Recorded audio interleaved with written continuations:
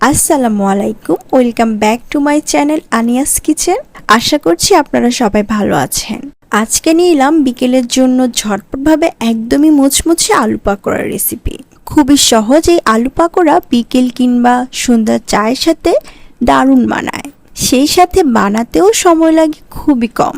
একদমই অল্প কিছু উপকরণ দিয়ে বানাতে পারবেন এই আলু পাকোড়াটি। আশা করছি আজকের রেসিপিটি আপনাদের ভালো লাগবে আর সহজও লাগবে। আর আমার রেসিপিগুলো যদি আপনাদের ভালো লেগে থাকে তাহলে অবশ্যই আমার চ্যানেলটি সাবস্ক্রাইব করবেন। তো চলে যাচ্ছি পুরো রেসিপিতে। আলু পাকোড়া তৈরি করার জন্য আমি এখানে 3টি মিডিয়াম সাইজের আলু নিয়ে নিয়েছি। খোসা ছাড়ানো এই আলুগুলোকে আমি এখন একটা গ্রেটার দিয়ে গ্রেট করে নিব। গ্রেটার ছাড়াও কিন্তু আপনারা এই আলুগুলোকে কুচি করে নিতে পারেন। সবগুলো আলুকে আমি গ্রেট করে নিচ্ছি। গ্রেটার করার পর আলুগুলো এখন দেখতে এমন হয়েছে।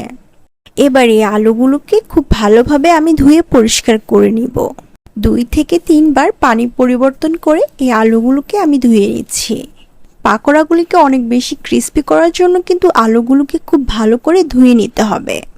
আলুগুলো ধুয়ে নেওয়ার পর আমি আলু থেকে পানি ঝরিয়ে নিচ্ছি। এখন এই আলুগুলোকে আমি একটি মিক্সিং বলে নিয়ে নিচ্ছি।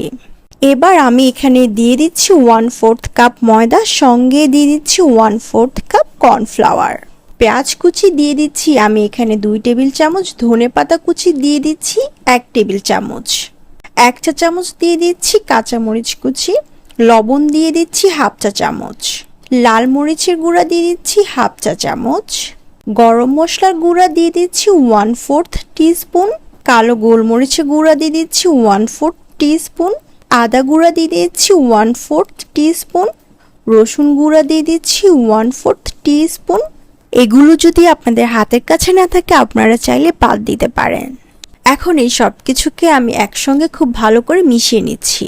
কিছুক্ষণ সব কিছুকে ভালোভাবে মাখিয়ে নেওয়ার পর দেখতেই পাচ্ছেন আলুটা খুব সফট হয়ে গিয়েছে। এখন আমি ছোট আর পাতলা করে পাকোড়াগুলিকে বানিয়ে নিব।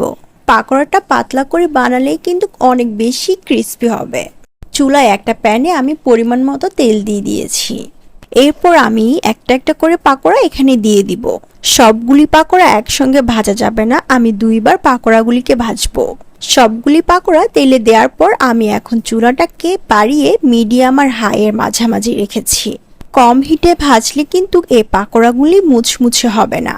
এই পাকোড়াগুলিকে ভাজতে খুব একটা সময় লাগবে না, 2 থেকে 3 মিনিটের মতো সময় লাগতে পারে।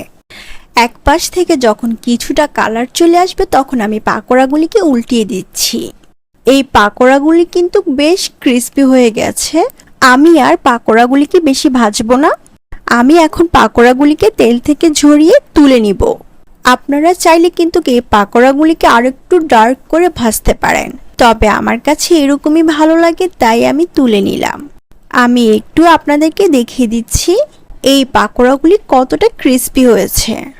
বিকেলের চায়ের সঙ্গে কিন্তু এরকম মচমচে পাকোড়া খেতে দারুণ লাগবে।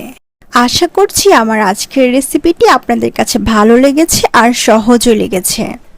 আমার এই রেসিপিটি যদি আপনারা বাসায় বানিয়ে থাকেন তাহলে আমাকে কমেন্টে জানাবেন।